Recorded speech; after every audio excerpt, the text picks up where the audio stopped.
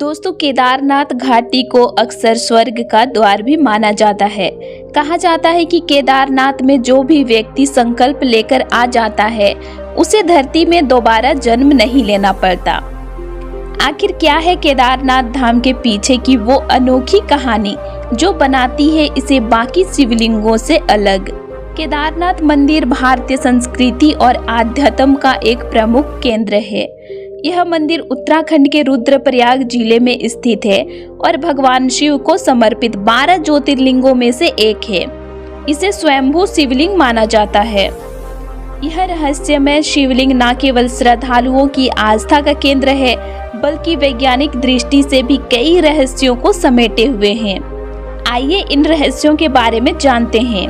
केदारनाथ के बारे में प्रचलित है कि जब विष्णु भगवान ने भगवान शिव को बद्रीनाथ से बड़ी चालाकी से बाहर कर दिया था, तब भगवान शिव ने केदारनाथ पर जाकर रहने लगे। कहते हैं कि भगवान शिव बद्रीनाथ में माता पार्वती के साथ निवास करते थे। एक बार विष्णु जी बद्रीनाथ आए, उन्हें ये जगह बहुत पसंद आई। उन्होंने इसे अपना बनाने का विचार किया और एक दिन विष्णु भगवान ने बच्चे का रूप लिया और जोर जोर से रोने लगे। तभी पार्वती माता बच्चे का रोना सुनकर भावुक हो गई और शिवजी के लाख मना करने पर भी उसे अपने घर ले आई।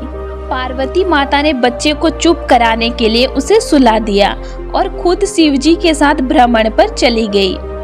विष्णु जी ने मौके का फायदा उठाकर दरवाजा बंद कर दिया और शिवजी से कहा कि वो बद्रीनाथ छोड़कर केदारनाथ चले जाए।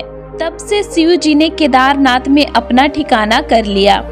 पर सवाल ये उठता है कि केदारनाथ के शिवलिंग को अन्य शिवलिंगों से इतना अलग क्यों माना जाता है? तो इसका संबंध महाभारत के अंत से है। बात तब की है जब महाभारत का युद्ध समाप्त हो चुका था और युधिष्ठिर हस्तिनापुर के राजा बन चुके थे। कुछ समय बाद ही कुंती, गांधारी, धृतराष्ट्र आदि बुजुर्ग लोगों ने संन्यास ले लिया। एक दिन ब्राह्मणों ने पांडवों को बताया कि आपने युद्ध में कई योद्धाओं की हत्या की है, जिसके लिए उन्हें भगवान शिव की पूजा कर उनकी माफी लेनी जरूरी है। इस बात का विचार करके सभी पांडव और कुंती महादेव शिव से क्षमा मांगने और संन्यास लेने पहाड़ों पर चले गए। पर भगवान शिव ने पांडवों की परीक्षा लेने का फैसला किया। भगवान शिव पांडवों से दूर जाने लगे।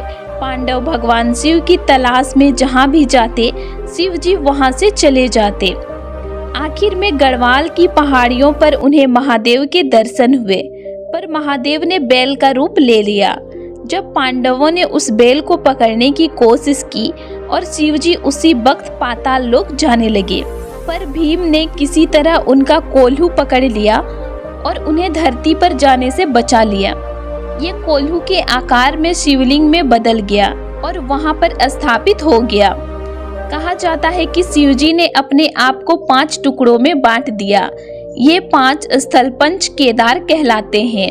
भगवान शिव बैल के रूप में आए तो केदारनाथ में यहाँ शिव जी के धड़ पीठ का दर्शन होता है।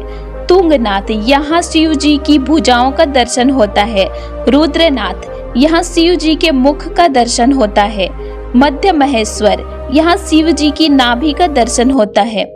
कल्पेश्वर, यहाँ शिव जी के जटाओं का दर्शन होता है। पंच केदार के मंदिर। केदारनाथ उत्तराखंड के रुद्रप्रयाग जिले में स्थित है, जो 4 धामों में से एक है। तुंगनाथ रुद्रप्रयाग जिले में स्थित है, जो पंच केदार में सबसे ऊंचाई पर स्थित है। रुद्रनाथ चमोली जिले में स्थित है। मध्य महेश्वर गढ़वाल हिमालय में स्थित है। कल्पेश्वर उर्गम घाटी में स्थित है। भगवान शिव की पांडवों ने यहाँ पर पूजा अर्चना की, जिससे प्रसन्न होकर शिवजी ने पांडवों के सारे पाप को माफ कर दिया। साथ ही साथ उन्होंने पांडवों को स्वर्गारोहण का मार्ग भी बताया। इसीलिए आज भी केदारनाथ को स्वर्ग का मार्ग समझा जाता है। कैलाश और काशी के अलावा ये भगवान शिव के सबसे प्रमुख निवास स्थानों में से एक माना जाता है। कहा जाता है कि आदि शंकराचार्य ने पूरे देश में सनातन धर्म की पताका फैलाने के बाद उन्होंने यहीं जाकर अपने देह को त्याग किया था। तो आज के लिए इतना ही। और आज का मेरा ये इन्फॉर्मेशन आप लोगों को कैसे लगा मुझे कमेंट में ज़रूर बताइएगा।